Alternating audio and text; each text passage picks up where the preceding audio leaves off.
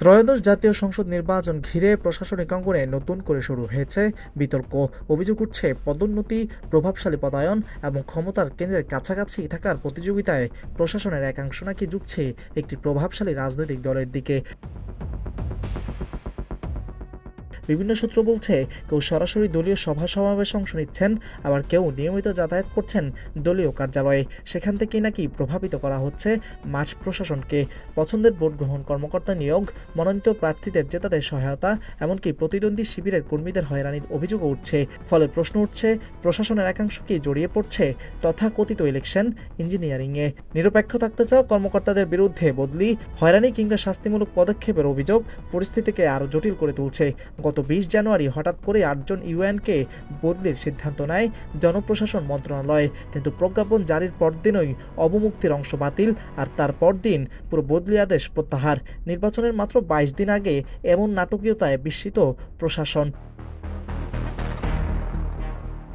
একাধিক সূত্রের দাবি, একটি প্রভাবশালী রাজনৈতিক দলের তদবিরেই এই উদ্যোগ নেওয়া হয়েছিল।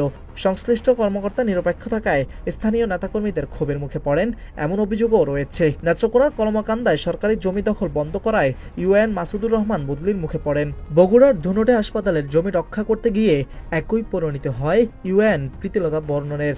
জীবননগরের আল আমিন এবং ফরিদপুরের নগরকান্দার মেহরাজ শারবিন, তাদের ক্ষেত্রেও উঠছে একই অভিযোগ। মাঠ প্রশাসনের ভাষায়, নিরপেক্ষ হলে টিকে থাকা কঠিন, পক্ষ নিলেই সুবিধা। তথ্য বিশ্লেষণে আরও দেখা যাচ্ছে, নির্বাচনকালীন সরকারের গুরুত্বপূর্ণ পদগুলোতে বসে থাকা অনেক কর্মকর্তার অতীতে নির্দিষ্ট রাজনৈতিক সরকারের সঙ্গে ঘনিষ্ঠতার অভিযোগ রয়েছে। প্রধান উপদেষ্টার কার্যালয় থেকে শুরু করে স্বরাষ্ট্র, জনপ্রশাসন এবং নির্বাচন কমিশন, সবখানে এই প্রশ্ন ঘুরছে প্রশাসনের ভেতরে। উপজেলা নির্বাহী কর্মকর্তাদের পদায়ন নিয়েও উঠছে অনিয়মের অভিযোগ। ঢাকা বিভাগে পদায়ন পাওয়া 29 জনের মধ্যে 15 জনই আগে থেকেই ঢাকায় কর্মরত ছিলেন। অভিযোগ, যোগ্যতার চেয়ে আনুগত্যই যেন হয়েছে পদায়নের প্রধান মেরুদণ্ড।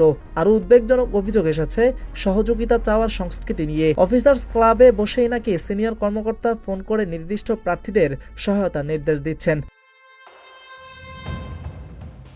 নাম প্রকাশে অনিচ্ছুক এক ইউএনও বলেন, সিনিয়ররা জানতে চান অমুক প্রার্থীর জন্য কি করা যায়, পরে মূল্যায়ন করা হবে এমন ইঙ্গিত দেন। পুলিশের বিরুদ্ধে উঠছে পক্ষপাতের অভিযোগ।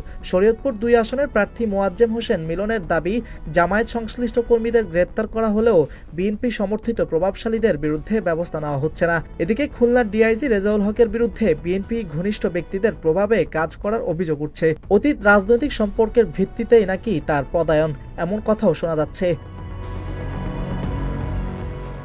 গোয়েন্দা সংস্থাগুলো নিয়েও প্রশ্ন থামছে না। একটি সংস্থার কর্মকর্তাদের বিরুদ্ধে নির্দিষ্ট প্রার্থীর পক্ষে প্রশাসনকে প্রভাবিত করার অভিযোগ উঠছে। ভোট গ্রহণ কর্মকর্তা, নির্বাচন থেকে শুরু করে প্রতিদ্বন্দ্বী প্রার্থীদের হয়রানির সঙ্গেও সংশ্লিষ্টতার দাবি করা হচ্ছে। এ প্রসঙ্গে অবসরপ্রাপ্ত সচিব প্রফেসর ডক্টর মোহাম্মদ শরীফুল আলম বলেন, প্রশাসন নিরপেক্ষতা হারালে নির্বাচন আর নির্বাচন থাকে না, তা হয়ে যায় প্রভাবের খেলা। তার মতে, অভিযোগ উঠলেই দ্রুত তদন্ত এবং কঠোর ব্যবস্থা নিতে হবে, না হলে জনগণের আস্থা ফিরবে না। সবশেষে বড় প্রশ্ন একটাই, নির্বাচনের সময়ে প্রশাসন কার নিয়ন্ত্রণে, রাষ্ট্রের নাকি রাজনৈতিক শক্তির? যদি মাঠ প্রশাসন, পুলিশ ও গোয়েন্দা সংস্থার একটি অংশ দলীয় আনুগত্যে পরিচালিত হয়, তাহলে ভোটের ফলাফল কতটা প্রতিফলিত করবে জনগণের প্রকৃত ইচ্ছা? নির্বাচনের বিশ্বাসযোগ্যতা টিকিয়ে রাখতে প্রশাসনের নিরপেক্ষতা শুধু ঘোষণা নয়, বাস্তব প্রয়োগও নিশ্চিত করতে হবে। এখন সেটাই সময়ের সবচেয়ে বড় দাবি। রাহাত বিল্লাহ, নিউজ ডেস্ক।